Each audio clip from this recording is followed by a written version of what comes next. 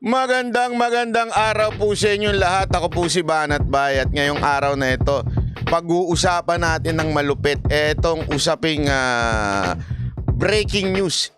INC tutol sa hakbang ni Bonjing Bato o ni Tambi. Hindi, tutulo sila sa hakbang ng HOR, ang House of Representatives. Tutol sila. HOR po is yung kamara, itong mga congressman natin. Ipapaliwanag ko sa inyo. Pero bago tayo pumunta dyan, napaka-importante po kasi na maunawaan ho natin maunawaan po natin ang elemento ng isang mapayapang revolusyon. Naku po. Banat Bay, akala ko ba ayaw mo ng revolusyon? Sabi ko, ulitin natin legal at mapayapang revolusyon. Ibabalik ko lang kayo po doon sa EDSA. Anyway, malapit na ang anniversary ng EDSA People Power. Ibabalik ko kayo doon sa mga elementong bumuo ng EDSA People Power. Alam niyo yung EDSA People Power? Yan po yung nagpabagsak, nagpalipad sa isang buong pamilya dahil merong hindi magandang mga nangyayari sa ating bayan. Okay? At eto nga, ano ho bang elemento ng isang mapayapang revolusyon? Mapayapa at legal na revolusyon. Okay? Ulitin ko, legal at mapayapa. Ano ho ibig sabihin nito? Ito ay unang-una ang malakas na tinig ng taong bayan. Yan ho ang elemento. Isa ho yan. Diba? Malakas na tinig ng taong bayan. Ang tanong, mga kaibigan, mga kapatid, ngayon ho ba meron na malakas na elemento na tinig ng taong bayan? Naku po, 80%. Meron ho ngayon. Bakit ko nasabi? Alam naman natin ang ratings ni Pangulong Duterte, di ba?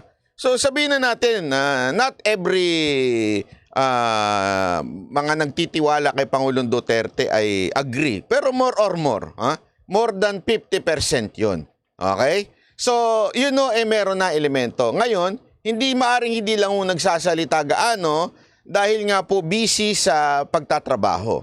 Busy ho sa kanilang ginagawa para mabuhay ang kanilang mga pamilya. Tama, mali. Di ba ho? Kasi yung mga kababayan, ang hirap-hirap ng buhay ngayon, minsan sila ho ay hindi na masyadong nagsasalita, hindi dahil sa ayaw ho nilang magsalita, ngunit syempre busy ho sila. Busy ho silang kakapanood ng mga TikTok. Mali. Sorry naman. Busy pa lang kakanood ng tungkol sa kanilang hanap buhay. Sana ganun na lang mga Pilipino, no? Kung pinanunood sana nila tungkol sa hanap buhay. Baka sakasakaling dumami pang negosyante, no? Kaya lang hindi Ang pinanonood yung mga gumaganong-ganon na mga kakababaihan. TikTok. Ano nangyayari? Yun, dumadami anak. Una yan, elemento ng boses at tinig ng taong bayan. Hinug na, ika nga.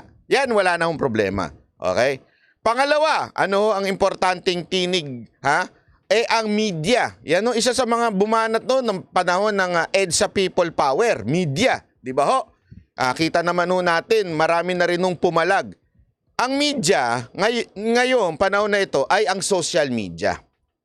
Kung sa social media lang, naku po, malakas na ang tinig para sa pagbabago. Tama, mali. Pangatlong elemento ay ang ito. Tumatayong leader. O yung tinatawag nating figure. Kasi kung walang figure, kung walang masasabi nating maaring mag-lead, wala din. Ang EDSA People Power, tanda natin, may figure sila. Kaya nga ho nila pinilit, di ba? Etong si Cory. Kasi at that time, nagkakaroon na ng tinig ng taong bayan, nagrarally na sila. Pero wala ho silang figure, kaya pinilit ho nila. Actually kasi ang talagang figure noon ay si Ninoy. Kaya lang nung nategi nga, pinilit ho nila si Cory na tumayo. Nung tumayo si Cory, yon sumunod. Ngayon po, meron ho tayong elemento ng figure. Sino ho yun? Una-una si VP Sara Duterte. Alam natin, if something happens, medyo nandun tayo sa magandang kalalagyan. Kasi kung ang figure at ang susunod, si Subiri, o di kaya si Romualdez, siyempre, mas gugustuhin na lang nila yung hindi ho magkaroon ng palitan. Tama, mali. Pero since nandyan ho si Pangulong Rodrigo Roa Duterte at si VP Sara, may figure na ho. So, tatlo na ho yung kumpletong elemento. Okay? Pang-apat na elemento, ito ho yung hindi pa ho maaaring nagmagsalita ngayon. Ito ho usually ang pinakahuli. Pero ginawa ko lang pang-apat. Kasi para yung pang-lima, ito yung ikikwento ko sa inyo. Yung pang-apat po, okay, yan po ang ating mga tagapagtanggol ng ating konstitusyon. And remember, Article 1 of our Constitution. Ano ho yun, di ba? The power, the authority over all authorities emanates from the people. Ito hong AFP o yung ating mga kasundaluhan. Observe yan. Observe po yan. Maniwala ho kayo sa hindi, nag-o-obserba ho yan. Kahit sabihin nilang they will not join any political bangayan, nag-o-observe po sila. Ito ho, ako naniniwala ako sa mga natin, mga kasundaluhan. Stay non-political. Stay just to protect our Constitution. Kung ano ang sa tingin ninyong puprotekta ng ating konstitusyon, dun kayo. O, linawin natin sa mga AFP. Alam ko maraming nanunood ditong mga opisyal kasi maraming mga nagsasabi sa atin. Just stay to protect the Constitution. Huwag kayong papanig sa kahit sino mang politiko. Ang ipagtanggol ninyo ay taong bayan. Taong bayan, yan po ang pinakasandigan ng ating konstitusyon, yung kapangyarihan. Article 1 ng ating konstitusyon. Galing ho sa taong bayan. So yan po protektahan nyo. Ang panglima na napaka-importante sa lahat ay ang simbahan. Ito lang, ipaliwanag ko lang ng bahagya sa inyo. Nung panahon ng EDSA People Power, ang talaga makapangyarihan nung time na yon, walang iba kung hindi si Cardinal Sin. Alam naman po natin yan. Pag si Cardinal Sin ang nagsalita, iba na. Diba po? Iba na ho. Sa katunayan, siya nga ho yung tumawag Nanawagan, di ba? Naalala nyo, nanawagan ho siya nun. Pumunta tayo sa EDSA, protektahan natin yung mga sundalo na di ba? Siya nanawagan nun, nagpuntahan ng tao sa EDSA. Kaya lang, because of many things that happen in our country, and especially the revelation of PRRD during his term na 6 years, nakita natin na merong hypocrisy sa loob. Di ba ho? At yan ho'y pinaliwanag ni Pangulong Duterte. At mababasa nyo yan, yun dun sa libro. Ano ba yun? Ano bang libro yun? Altar? Secret of... basta ganun. Binigyan pa nga ako ni Pangulong Duterte nun yung dahil doon medyo na-shaken. And, kunyang OFW, salamat po at Karen May. Ano ho ba ang simbahan ngayon? Ano ho ba ang masasabi nating makapangyarihan simbahan ngayon? Okay? Maari sabihin ninyo SMNI. Pero hindi ho simbahan ho kasi yun. Maaring sila ho'y makapangyarihan in a sense dahil sila lamang po ang speaking media, okay, na lumalaban ho. Pero hindi natin makukonsider na entire simbahan yon. Kibuloy, maybe, is good in yung ginawa niya sa SMNI. Pero pagdating ho sa simbahan, I don't think meron ho siyang masasabi nating tao na susunod ho sa kanya. Hindi ho talaga yung siya yung nakikitang figure. Okay? Pero, merong isang simbahan na nananatiling makapangyarihan. In a way, pag sinabing black voting, eto ho yun. Paano ko mapapatunayan? Simple lang ho. Tuwing eleksyon, sino ho ba ang pinupuntahan ng mga politiko? it only means sila ho ang makapangyarihan. Kung dati, pinupuntahan ng mga politiko itong si Cardinal, yung basbas ni Cardinal Sin, pahalik-halik sa singsing. Di ba? Tama, mali? Ngayon, iba na. Ibang-iba na ho ang henerasyon ngayon. Ngayon po, dito na ho nagbabaw sa Iglesia ni Cristo ang lahat po ng politiko. Lahat to. No exemption. Lahat po ng politiko humihingi ng suporta sa Iglesia ni Cristo. Pansinin nyo, pag nag-birthday yung kanilang pinakapinuno, lahat ng politiko bumabati. Napaka-importante niyan. Kasi ho, sila ho ang merong black voting. Malaking bagay ho yan. Napakalaking bagay ho yan. At pag sinabi mong black voting sa kanila, hindi ho yun nagbabago. As in weird nga eh. Kasi hindi naman sa weird. I mean, something na strength nila. Talagang pag sinabi nila a day before yung kung sino iboboto, kumausap kayo ng Iglesia ni Cristo, hindi ho magsasalita kung sino yun. Ewan ko pansin ko yan kasi marami rin akong kaibigang Iglesia ni Cristo. Pag kaya hindi ho talaga nila sasabihin, hindi ho nila ganun ho sila united. Ganun ho sila katindi. Di ba ho? Yun ho, napaka ho yan. Marami hong akusasyon sa kanila, marami hong ganyan-ganyan, pero hindi nyo mapapagkaila ang kanilang unity. Yan ho talaga may unity. Pag sinabi ng pinuno, ito boto nyo. Di ba? INC, pag tumakbo ko Joke lang po. Hindi po ako tatakbo. biro lang po. Anyway, eto nga ho, sila ho yun. At eto na matindi. Okay, eto matindi. Diretso na kagad tayo sa punto. Mamaya na yung lalabas natin si Marcoleta. Kasi ho, eto hong INC, kagabi ho, nakatanggap ako ng tawag.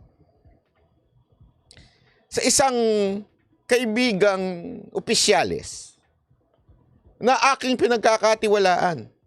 Ipagkakatiwala ko ho ang aking buhay dito sa tao na ito. As in, ganun ko ho siya. Para ko na ho itong mentor, tatay, although mas mukha ako matanda. Kuya, ko ho ito yung talagang masasabi kong malapit sa akin. Hindi ho ito magsasalita para ho ako ipahamak. At ang mensahe niya, bye. Nanonood sa iyo ang pamunuan ng INC. Mula daw sa Central. Naku po, sabi ko. Baka ipatigil ako niya. Sabi niya, stop. Ay, hindi ba pala? Kikibuloy pala yun. Mali. Hindi. At nais nilang iparating na tutol sila sa People's Initiative. Sabi ko, okay. Bakit nila nais iparating? Sabi, at gusto nilang mabanggit mo ito sa iyong live. Sabi ko, okay, sige. No problem, kasi galing naman po sa kanila eh. At sabihin ko daw, A1 information ito. A1 information galing sa central office ng INC. Ito pa. Ang sabi nga, challenge mo yung mga kababayan natin na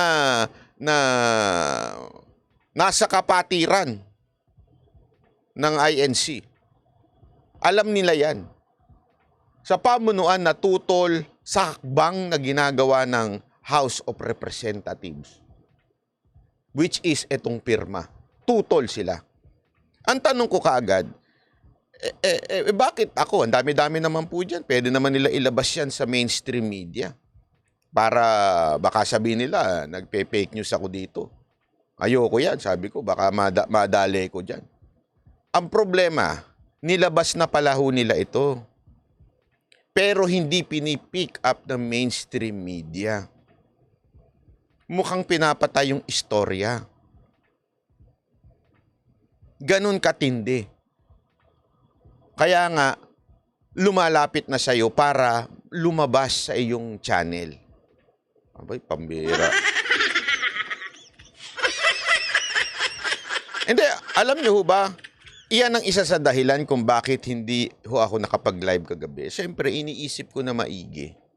Alam mo yun, nag-iisip ako na maigi. Habang nag-iisip ako na maigi, nakatulog ako. Yung pala yun. Dami mong palusot, banat ba? Ha? Ha?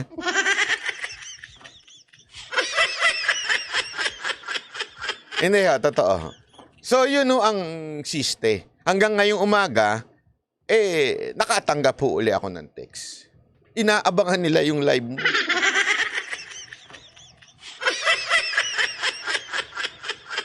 So, ito ho, nag-live po ako.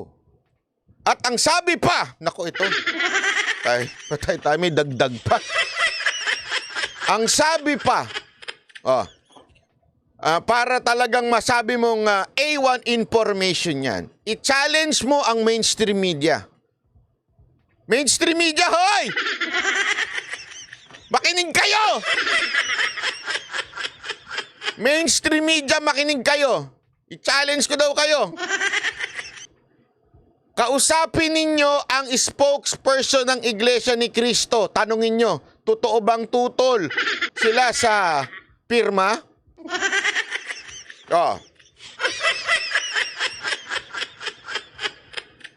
I-challenge ko daw.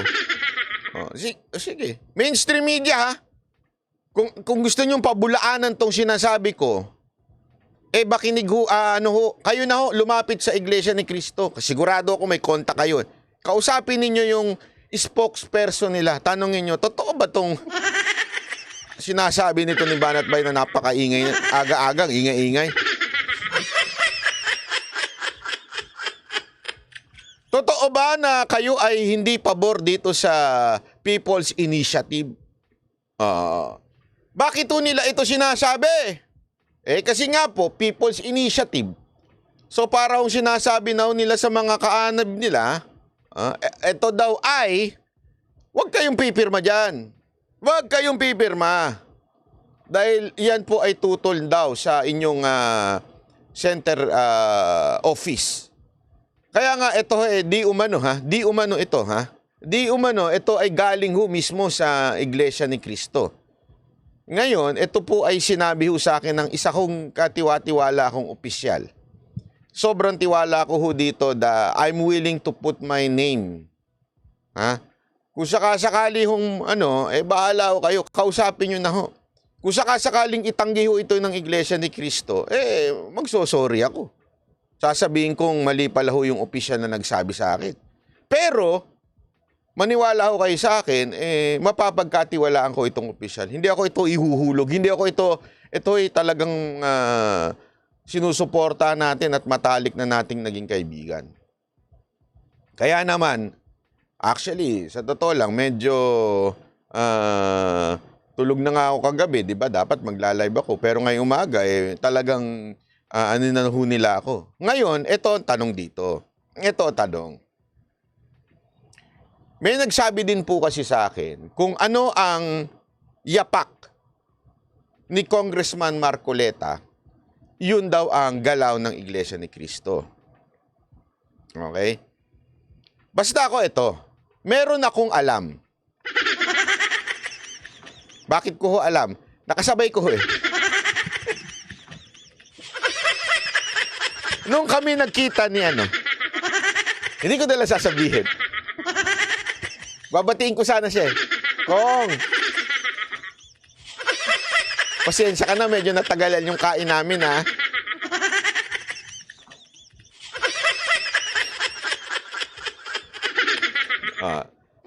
Read between the lines. Okay? So, hindi ho yung kwento na ako mismo nakakita eh. Si Coach Oli, si Boss Dada, nakita nila eh. Okay? Boss Dada, huwag kayo madulas-dulas sa mga pasmado niyong bibig ha. Sana hindi ka masunog. Kaya nga actually ako ito rin eh. Dilabas ko ito, okay? To trigger the mainstream media and to tell them, huy, interview nyo nga ang spokesperson ng Iglesia ni Cristo. Kasi ito ang pinarating sa akin eh. Ito ang sinabi sa akin na iparating ko sa taong bayan. Iparating ko daw sa taong bayan ito, sa kanila galing. Kaya nga, I dare you, tanungin nyo sila. Di ba? Tanungin nyo yung spokesperson nila. Pag dininay nila, bahala ho kayo. Tingnan natin. Di ba? Akin ho, kaya nga, tinitrigger ko. Ito, sabi ko sa inyo, ito ho ang sinabi sa akin. Di umano, ito ang kanilang posisyon. Di ba ho? Ito nga ang tanong dito. Marcoleta, ako po matagal nang sumusuporta sa inyo, noon pa. Pero may problema ho tayo. Bakit ho, Congressman Marcoleta? Kasi meron ho kayong sinabi. Ito ho yung sinabi nyo. This congressional hearing ultimately found that the Speaker is the one who spearheaded this or funded this initiative. I will probably request him to step down. Alina ho. If this investigation will find out na siya, si Speaker Romualdez, ang nagpondo o siya ang nag-initiate, actually sinabi niya nga dito, nag-initiate, I'll politely ask him to step down. Congressman Marcoleta, hinahangaan ka na makaramihang na mga Duterte supporter nun, even mga tansu nun, hinahangaan ka. Sa katunayan, pinili ka ni Pangulong Duterte. Ha? At the same time, alam ko, nung panahon ng Unity, parang umatras ka lang or something like that. Di ba? Pero, this time, maniningil ang taong bayan sa'yo. Kasi itong hearing na to, ito yung unang hearing na medyo nagre-reklamo siya na para, sandali, bakit nyo tinatarget si Speaker Romualdez na siya ang nag-initiate? Pero pag nalaman ko, I will ask him politely to step down bilang Speaker of the House. Punta tayo ngayon dito. Sinong una nating aalamin? Kung involved ba si Speaker? Eto, booking na booking sa bibig ng galing. Eto ho, panoorin natin ha. Speaker Martin Romualdez is supporting your group po. He is all out behind the People's Initiative. Is that correct? Is that correct? All out siya? Support siya?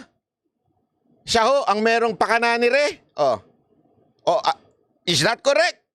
Ito ho yung pirma. Ito ho yung pinuno ng pirma na natataranta na. Tarantan-taranta na siya dito eh. Panoorin natin. Yes, we coordinate with the Speaker and the Thank you very Congressman. much. We coordinate with the Speaker. Banat bay, coordinate lang naman. Di naman ibig sabihin, no? Coordinate. Yung kanyang abogado sa kanan, natataranta na. Hoy, bakit mo sinabi? Sa totoo lang, hinahawakan na ihita niya, ginagano na, pinipisil na. Kaya siya napapagano na eh. Masakit. Hindi, biro lang Feeling ko lang yon.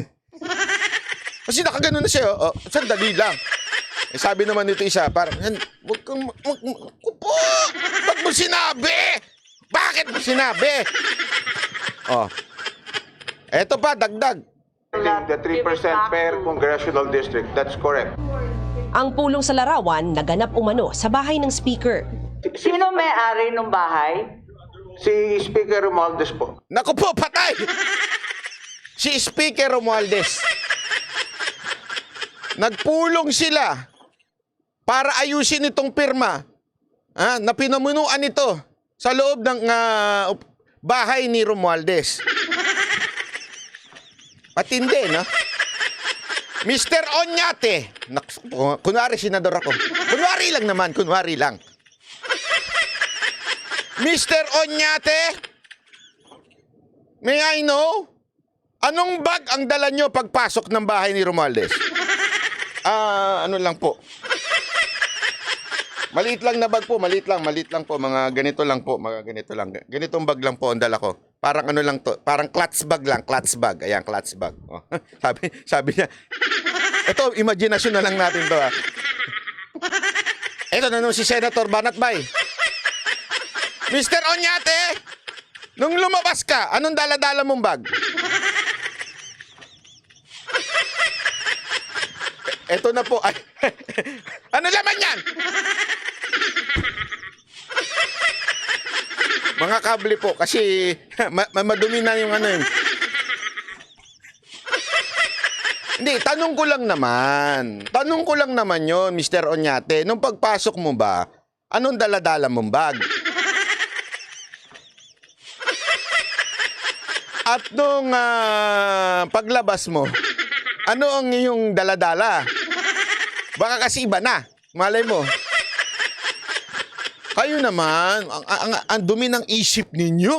Malay mo, may daladala siyang prutas, di ba? Malay mo, paglabas, ito, uwi na kayo ng mga prutas dito. Kaya uwi nyo na itong crispy patang natira ko kagabi.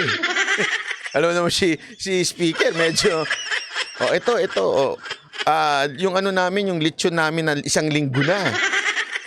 Ginawa na namin ano ba yun? Ano ba itong lechon na pagka nagluto ka, nagpalitsyon ka, tapos kinabukasan, buong linggo yun ang kakainin nyo. Yun, malay mo yun ang pinauwi. Di ba? Tuloy natin. Ito pa. Bahay ni Speaker Romualdez, ganon. So, ang naging host Ayun, lechon paksiw. Doon at po kami nagkumbida ay si Speaker Romualdez. Tama po Ako ba? po ang nagkumbida. Dapat Paano ka magkukumbida? Di mo bahay. Tama nga naman. Paano ka magkukumbida? Hoy, punta tayo sa bahay ni Boss Dada. Ganon. Punta tayo sa bahay ni Coach Oli. Kain tayo doon. So, ito, malinaw pa sa sikat ng araw na merong kinalaman at talagang sa simula, nag-meeting sila saan? Sa bahay. So, Congressman Marcoleta, malinaw ho ito, na sa bahay mismo ni Speaker, nagsimula ang pirma. So, we can safely say, si Speaker ang nag-initiate ng pirma. Pero ngunit tatapot subalit. Ay, ano yun? Banat ba? Meron silang lusot. Si Abad. Kerbin Channel Japan 5, salamat po. Sabi nila, si Abad po kasi talaga eh. Siya po yung pumirma sa mga dokumento eh. Inek Alert, salamat po. So si Abad, sino ba itong Abad? Si Attorney Abad. Okay, punta tayo kay Attorney Abad. Ayan, si Attorney Abad. Si Attorney Abad naman. Okay, si Attorney Abad, sabi niya, ito sabi niya, panoorin niyo. For the BI. Saan? Sino nag-craft ng draft? Si Attorney Garbin. Okay. Madam Chair, did we invite Attorney Garbin for this hearing? Si Attorney Garbin, because apparently... Yes, Attorney Garbin was invited. Pakinggan nyo kasi maganda iparinig dito yung konteksto ng pinag-uusapan nila. He actually attended the first hearing. Because parang lumalabas siya pala yung nag-craft netong tanong. Well, he drafted it. Siya rin ba nagpa-imprenta? Kasi ang sabi niya noon, talagang tumulong lang siya at saka nag-distribute. Wala siyang sinasabi kung sino Kasi siya ang nagpirma eh. Doon sa pinapapirmahan. Di umano ha? nag-imprenta. Di daw niya alam. Pagkaalam ko, wala siyang sinasabi doon kasi hindi niya alam. Sino nakakaalam sa pag-imprenta nito? Nalilito ako. Yan, nagturuan na. Attorney read to us on the operations po. Ayan. And for sure, when he appears, he will answer all the questions. Kasama ho sila sa grupo ni na Attorney Garbin po. Ayan. So, kailan ho kayo... Mr. Nate, kailan nyo nakilala si Congressman Garbin? Ayan. Si Garbin, Congressman Garbin, siya na ho yung ano. Tanong, kailan nyo nakilala? Importante ito. Tingnan nyo. Your Honor, I mentioned during the last hearing when Mr. Oñate engaged our firm to proceed with this project of a People's Initiative. I mentioned this also at that time with Attorney Garbin, who also happens to be our client. Wait, so, And he told sandali us, nga. Kailan nga ho yung Ang daming sagot ni abogado, no? Ang tanong, kailan? that was December po, December. December, ang sagot niya. December daw sila nagkakilala nila Oñate at saka yung kanyang kliyenteng isa pa na congressman. Okay, December. Kumbaga parang December lang kayo nagsama-sama. Yes, and they worked fast. Sila po yung Napakabilis daw. Bilis kilos daw ito mga ito. nauna. In fact, the signature sheets of Attorney Abad, sila po yung nauna, humabol lang din po yung... Nako, umiling si Attorney Abad. Nakita niyo yung reaction ni Atty. Abad? Balik natin ang kabahagya. Umilingo si Atty. Abad eh. Nakita On the niyo? operations po. Ah. I'm for sure when he appears, he will answer all the questions. Kasama ho sila sa grupo ni na Attorney Garbin po. Tingnan niyo kailan ho kayo, Panoorin niyo. Sir Nate, kailan niyo nakilala si Congressman? Panoorin nyo si Atty. Abad, yung nasa kaliwa. Ito. Ayan ha, panoorin nyo. Tingnan nyo ha. Ano sinabi nitong December, tingnan nyo reaction ni Atty. Abad. Garbin.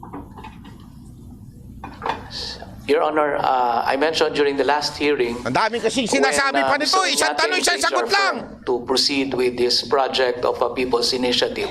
Objection, I mentioned Your this Honor. Also at that time with Attorney Garbin, who also happens to be our client. Wait, so, And he told us, sandali nga. Kailan? Kailan nga ho yung, ang tinatanong that was ko? December po, So, December. kumbaga parang December lang kayo nagsama-sama. Yes, and they worked fast. Sila po yung nauna. In fact, the signature sheets of Attorney Abad, sila po yung nauna, humabol lang din po Oy, yung nakita niyo signature yun? sheets ng pirma. Tama po Sabi ba niya, hindi totoo yan. Umayos ka, mapapahamak tayo niya, panyero. yun, Attorney Abad? Nauna yung grupo nyo, tapos sumunod lang si Pirma? No. They were already involved. Tinutulan niya. Hindi. Involved na sila nun. Hindi kami nauna. Involved na sila nun. Sabi nito December. Hindi, nauna sila. Ano ka, sandali lang. Eto, sagot niya. Kasasabi lang niya eh. Mag-usap-usap lang kayong tatlo, Pwede ba apat dyan. magkasundo muna kayo Mag-usap-usap sa muna kayo dates? para... Kasi linilito na ninyo kami eh. Yung signature sheets, nauna ako, yung pangalan ko. Siguro, balikan lang ho natin yung unang pagtatagpo nyo. Di ba? Pang Valentine's. Kasi hinahanap nila saan nagsimula eh. Di ba? Saan nagsimula. Yan ang pinakapunot dulo dilo eh. Pang Valentine's Day, kasi parang meron kayong love affair dalawa. Kailan ho kayo unang nagkakilala? Sa November. So, November pa. So, hindi December. Nako, sabi naman ni Panyero, December, balik ka! Napailing din itong isang abogado yung nasa kanan. Sabi niya, Panyero, December, di ba usapan natin? Bakit naging November? Dali, ano? Alam mo, Panyero, Nali lang, ipaliwanag ko lang sa iyo ha. Huwag mong kakalimutan na napaka-importante ng date. Kung nakakalimutan ninyo ang anniversary nyo ng mga asawa ninyo, wag na wag yung pagka-legal dates ang pinag-uusapan. Yung anniversary ng asawa, okay lang makalimutan yan. Bigyan mo lang ng coach bag yung asawa mo. Okay na. Pero yung mga ganyang bagay, hindi mo pwedeng kalimutan yan. Tuloy natin. December. Hindi December. December, I met the speaker. And we also So, Leo, met bakit separate- napasok? Bakit si speaker na bigla? Akala ko hindi siya kasali. Ay, sorry. Ay, sorry. Slip of the tongue. Sorry naman, sorry. Nabuking tuloy.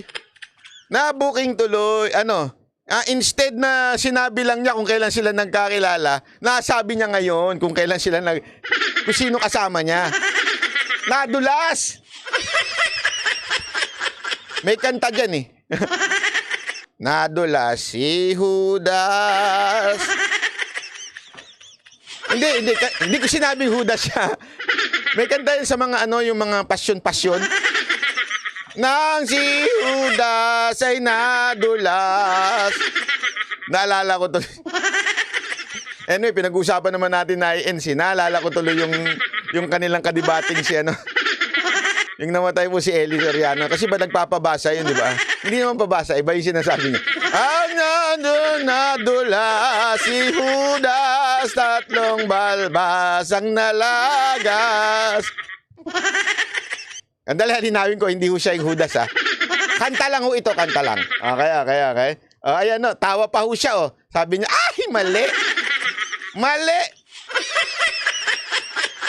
Ulitin.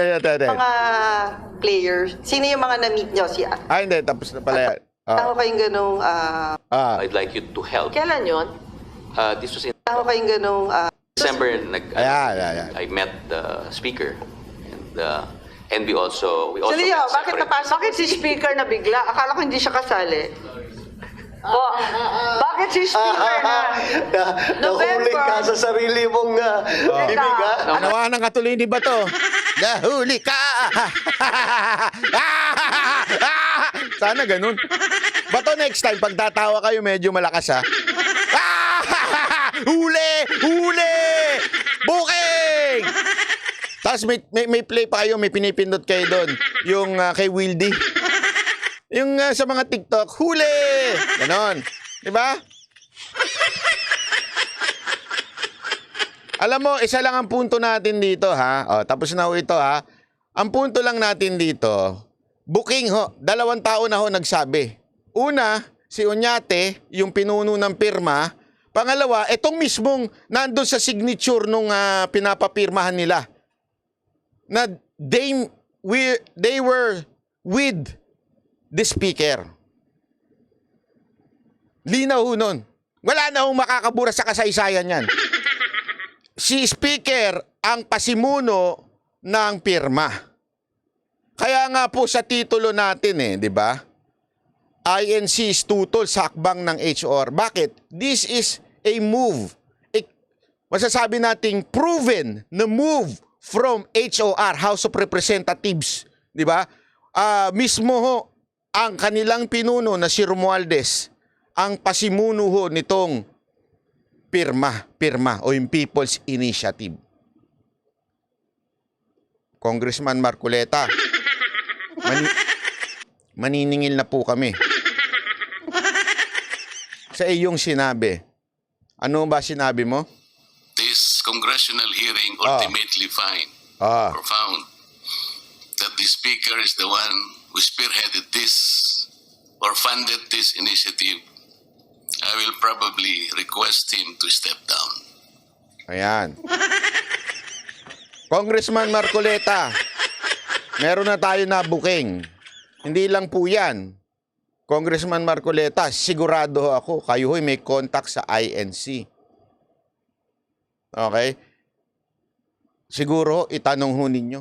Kung sa tingin nyo, talagang medyo mali po ako. Sige ho, aamin po ako, nagkamali ako dahil yung source ko medyo sinunog ako. Pero, kung totoo po, simple lang gawin nyo. Tumayo, tumindig po kayo dyan sa kamera at sabihin ninyong, Mr. Speaker, it's time to go. Wala ka ng credibility. Yun lamang po, Congressman Marcoleta. I hope, gawin mo yan para sa bayan. Pag ginawa mo yan para sa bayan, Congressman Marcoleta, maniwala kayo, hahanga ang taong bayan sa inyo. Pero pag hindi nyo ginawa yan, ikalulubog nyo na yan. Sisiguraduhin ko.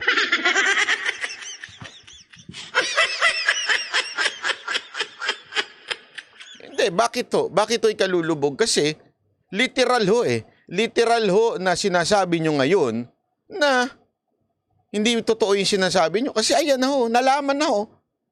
When they're forming this initiative, People's Initiative, sa bahay pa nag-meeting. Ayan na mismo yung pinuno ng pirma, nagsabi. Yung mismong si Abad na nandoon sa pinapipirmahan, siya na rin ho nagsabi. Na-meet din niya ho si Romualdez. So malinaw pa sa malinaw. Di ba? Talaga ho. Kaya Congressman Marcoleta, yan po ang hamon ng taong bayan. Hindi ko lang ako. Taong bayan ho umahamon sa inyo. Manindigan ho nga ho kayo dyan sa house. Kasi, ewan ko ha. Ewan ko lang. Kung malakas ang loob ninyo. Kasi ako, marami na tayo nakitang malakas ang loob na hinamon na mag-step down si speaker. Nandyan na ho, una-una, si Tebes ang una dyan. Oh, di ba? Pangalawa ho, si Congressman Pulong, nagsalita na rin. Oh. Kayo ho, magsasalita ho ba kayo? O takot kayo matanggal? Katulad ho ni Tebes. O takot kayo ma-cancel na katulad din ho ni Pulong. Di ba? Kayo, nasa inyo ho yan. Taong bayan ang huhusga sa inyo. Maraming salamat po. Ako po si Banat Bay.